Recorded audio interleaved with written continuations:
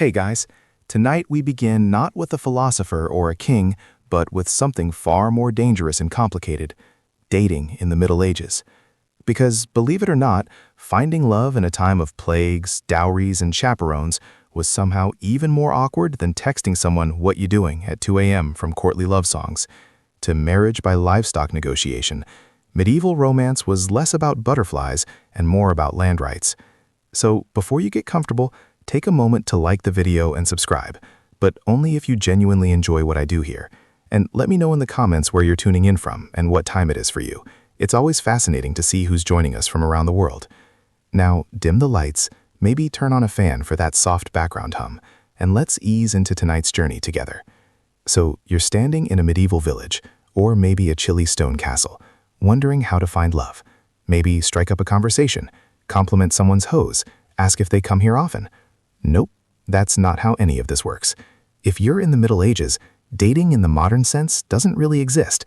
You don't flirt, text, or go for long walks to see where it goes. Instead, your parents or your lord or your abbot are already deciding who you'll marry, when and how many cows it will take to seal the deal.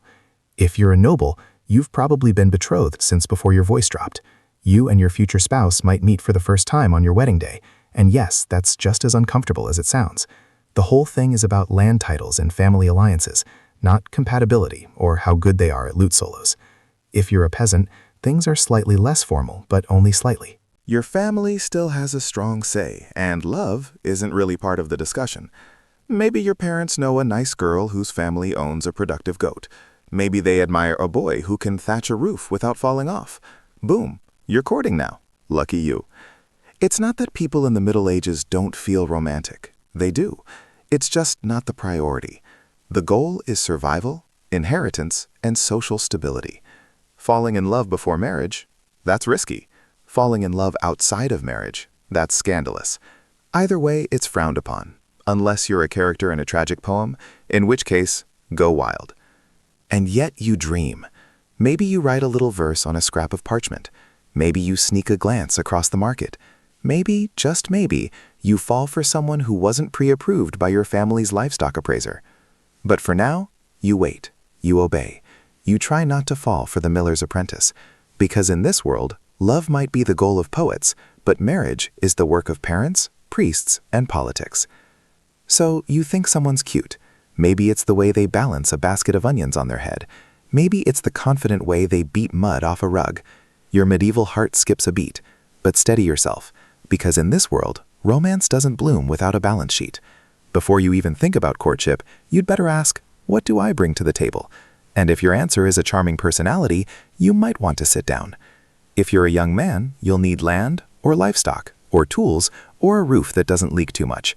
Love letters are nice, but nothing says husband material like 2 healthy oxen and a roof that can survive a mild storm. If your father has already promised the best goat to your brother, well, you might want to consider the priesthood. If you're a young woman, your family needs a dowry. That could be coin, clothing, or a suspiciously generous number of geese. Doesn't matter how witty you are, if your family can't pay up, you're likely to spend a long time perfecting your embroidery, alone. Now, let's say you actually like someone who makes your calloused heart flutter. You lock eyes at the well. There's a spark. It's romantic. It's poetic. It's completely irrelevant, because unless your families are on equal financial footing, you might as well fall in love with a cloud. If you're noble, it gets worse. Your hand in marriage is tied to land borders and political favors. You're not just a person, you're a walking treaty. Congratulations. Even peasants aren't safe. Marriage is practical. You don't marry for butterflies. You marry because your pig pen borders someone else's wheat field.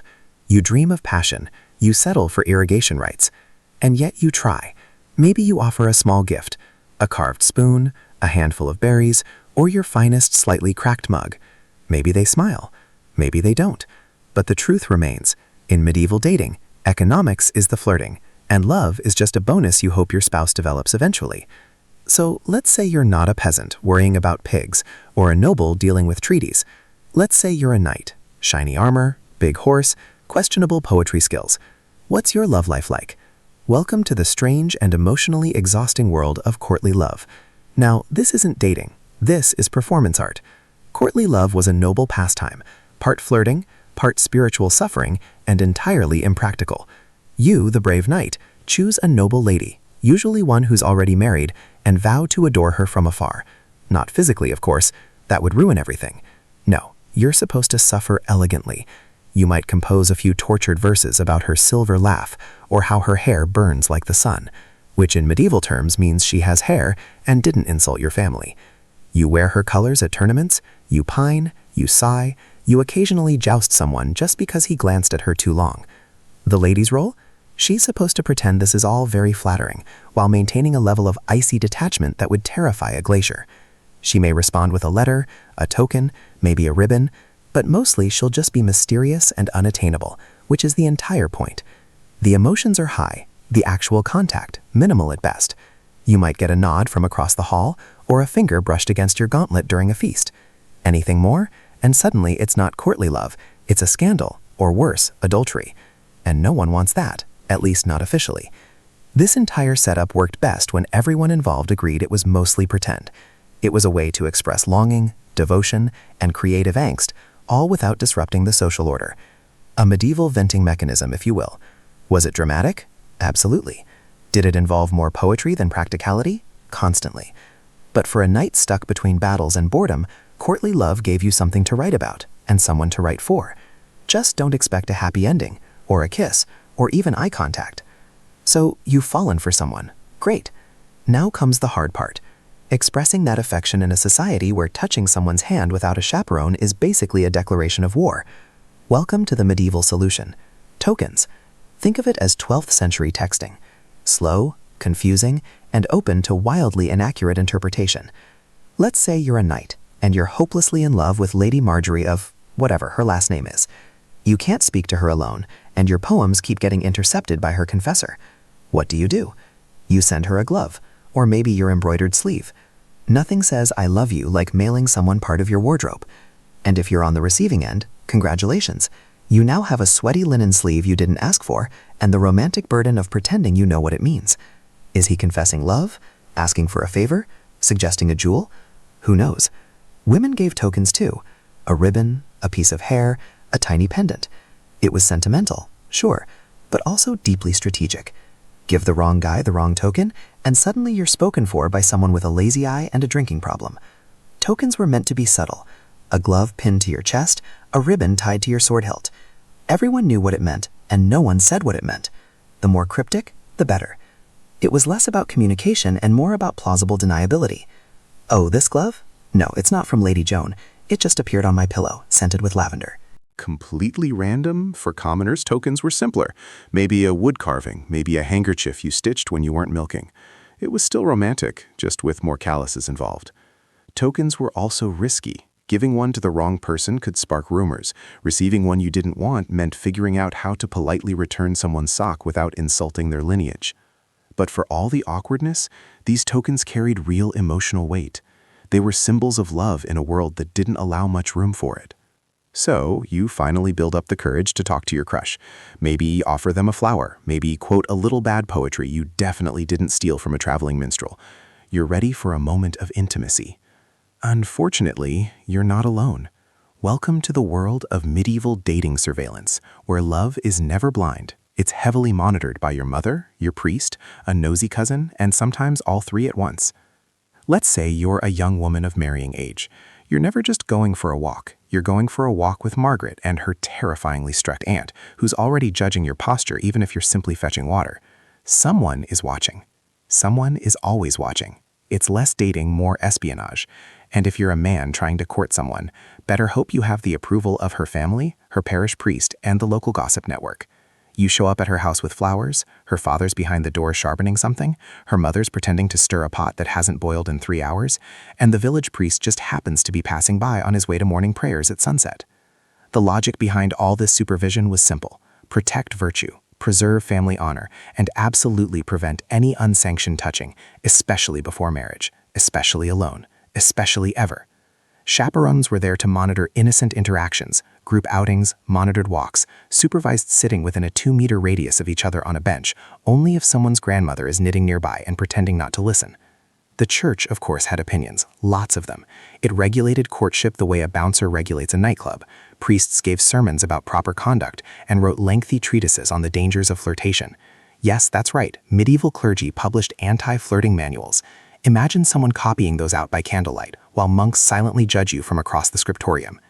Even letter writing wasn't safe. Some monasteries opened love letters just to screen for moral content. That's right, divine censorship. So if you want to fall in love, you'll have to get used to doing it quietly and in the presence of your entire extended family, and possibly God. So you're in love, or at least medieval in love, which is mostly longing, confusion, and a lot of pacing near windows. You've exchanged glances across a feast. Maybe they picked up your dropped handkerchief and didn't immediately throw it into the fire. The tension is unbearable, but you still can't speak freely. There are chaperones, priests, mothers lurking like emotional border patrol agents. So what do? You write a letter. Ah, yes, the secret love letter, the most dangerous piece of parchment since the excommunication notice. This is your chance to confess your heart using the most cryptic, overly poetic language possible, because you can't just say, I like you. You must say, my soul is a stag pierced by the arrow of your grace, roaming the forests of yearning. Naturally, if you're literate, which let's be honest isn't a given, you pen your message on vellum or rough parchment if you're really dedicated. You dust it with flower petals or perfume. Just be careful with that one. One noble accidentally used a love letter to wrap a herring and delivered it to the wrong girl. They're married now, it's fine. Now comes the problem of delivery. You can't just hand it over. You need a courier, a loyal servant, a bribed monk, or a younger sibling with limited understanding of consequences. Sometimes even a minstrel would do the job, singing your poem in the town square while pretending it was anonymous. Subtle. And the poetry. Risky. Very risky. The line between romantic and heresy was thinner than a monk's patience during Lent. If your metaphor even hinted at anything physical, you might find yourself confessing to both lust and literary exaggeration. But despite all the rules, people did write some letters. Some survived. Some poems were copied and passed around like forbidden fruit. In a world of rigid rules and constant supervision, a folded scrap of words could feel revolutionary. So you write. You risk it. You press your trembling hand to the parchment and say everything you can't say aloud. Just don't sign it too clearly. You want romance, not a church trial. Finally, a break. A feast day. A harvest festival. A maple dance. In short, a rare moment when your life isn't just work, prayer, And pretending you're not interested in the blacksmith's daughter today. You're allowed to flirt, sort of, as long as no one sees, or everyone sees but pretends not to. Welcome to medieval festivals, where romance blooms under the watchful eyes of everyone you've ever met, and 3 chickens. Festivals were one of the few socially approved moments when men and women could mingle, laugh, and, dare we say, make eye contact. There's music, there's ale, there's someone wearing a flower crown with dangerous confidence. You've never seen so many people not pretending to be miserable. If you're a peasant, you might try to impress your crush by winning the sack race, catching a graced pig, or juggling 3 stale rolls of bread. Nothing says, I'm available, like falling off a hay bale with dignity. Dancing was your best shot at actual physical contact. The rules were rigid, but a well-timed spin or a not-quite accidental hand graze could say more than any poem. The maple dance, for example, was basically a giant excuse for coordinated flirtation wrapped in ribbons and plausible deniability. And if you're noble, your version of flirting at a festival involved less hay and more poetry. You might compose a verse on the spot, compare your lady's eyes to twin candles or other glowing things, and offer a trinket. Hopefully not one that was clearly made by your servant 5 minutes earlier. Food helped too. Offer your beloved a meat pie or share a honey cake. If they accept it with a smile, you're doing well. If they hand it to their dog, start over with someone else. But remember, everything you do, someone is watching. A parent, a priest, a bard with a big mouth. One misstep, and your flirty smile becomes a youthful indiscretion discussed at church for the next 6 weeks. Still, for a few hours, you can pretend. Pretend you're in a world where love isn't a transaction, where laughter isn't suspicious, and where dancing in public doesn't end in penance. Let's say you're not a knight, a noble, or a bard with a lute and excessive feelings. You're a regular villager. You wake up with the cows, go to bed with the chickens, and spend most of your day ankle-deep in mud. You're not looking for a poetic soulmate. You're looking for someone who can milk a goat without emotional drama. Welcome to peasant courtship, where romance is practical, gestures are modest, and chemistry means we can survive winter together. In your world, dating is less about long conversations and more about shared tasks. You notice someone you like because they work hard, don't complain much, and have a decent set of teeth. That's it. That's the whole checklist. You're not picky, you're realistic. You don't need fireworks, you need someone who can gut a fish and maybe doesn't snore too loudly. So how do you show interest? You give gifts, small, useful things, a basket of eggs, a bundle of firewood, a good turnip, and if you're feeling bold, maybe a woven ribbon or a carved spoon. Nothing says I'm serious about you like a spoon you whittled by candlelight while your pig judged you silently. Conversations happen during shared chores. You might walk together to the mill, chat while tending sheep, or exchange pleasantries while shoveling something that smells questionable. No one's reciting poetry. You're talking about the weather, crop yields, and whether or not old Thomas fell in the well again. And yet, in its own way, it's romantic. There's a sweetness in the simplicity, a shared life built not on idealism, but on cooperation. You know each other's strengths, weaknesses, and how fast they run when a goat escapes. Proposals often came quickly. If you both agreed, and the families did too, marriage followed. Maybe you moved into a shared hut, maybe you built a new one from scratch, with help from the village. You brought your best blanket, they brought a goat. Together, you began the strange miracle of domestic survival. It's not glamorous, but it's honest. You've done it. You've found someone who can cook, clean, tolerate your family, and doesn't visibly recoil at the sight of your feet. True love, right? Now it's time to get married, which in medieval terms means you're entering into a contract, not a dreamy vow under the stars. A legally binding transaction, often negotiated with all the passion of a livestock auction. If you're a peasant, it's still a big deal. You gather a few witnesses, talk to the local priest, and try not to trip over the Latin during the ceremony. But behind the sweet-sounding blessings is a serious checklist. Dowry, land rights, who gets the cow, and what happens if someone dies during planting season. Ah, yes, romance.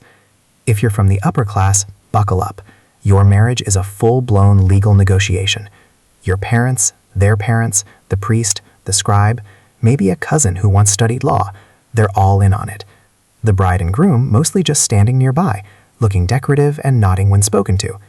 You may or may not have even met the person you're marrying. Your family has done the math. Your estate needs her fields, her dowry balances your debts, and both of your coats of arms look good next to each other. Love is optional. The merger is not. And once you're married, it's permanent. Divorce isn't really a thing, unless you can prove someone wasn't baptized, was secretly related to you, or died and forgot to mention it. Annulments existed, but they required a lot of paperwork, a bit of luck, and a solid bribe. Still, not everything is bleak. Some couples genuinely grew to love each other. Shared chores, raising children, surviving winters, these things have a way of building affection, or at least tolerance, which in medieval terms is basically the same thing. The church was involved in every step. Marriage was a holy sacrament, one of the big ones. You didn't just marry for legal reasons. You married because God needed a witness, possibly two. So you stand, exchange vows, and smile as someone hands over a sack of onions and calls it a blessing. So let's say you've had enough. Enough contracts, enough negotiations, enough being treated like a particularly valuable sack of flour. You're a noble, but for once you want to marry for love, not for land, not for lineage, not for your father's strategic ambitions, just love. Congratulations, you're about to cause a scandal. Noble elopements were the medieval equivalent of lighting your family tree on fire and dancing in the ashes. If you ran off to marry someone of your own choosing, it wasn't just personal rebellion, it was political sabotage. Let's say you're Lady Eleonora, promised to Serene von Estate, secure. But you've fallen madly in love with a penniless squire who smells faintly of horses and adventure. You meet in secret, whisper sweet nothings in the stables, and one day you vanish off to a monastery where the abbot owes you a favor. There you marry under questionable legality with only a nervous monk and 2 chickens as witnesses. Back at home, chaos. Your family outraged, your father threatening to siege the groom's family garden, your mother crying into her embroidery hoop, the church deeply concerned, the gossip delicious.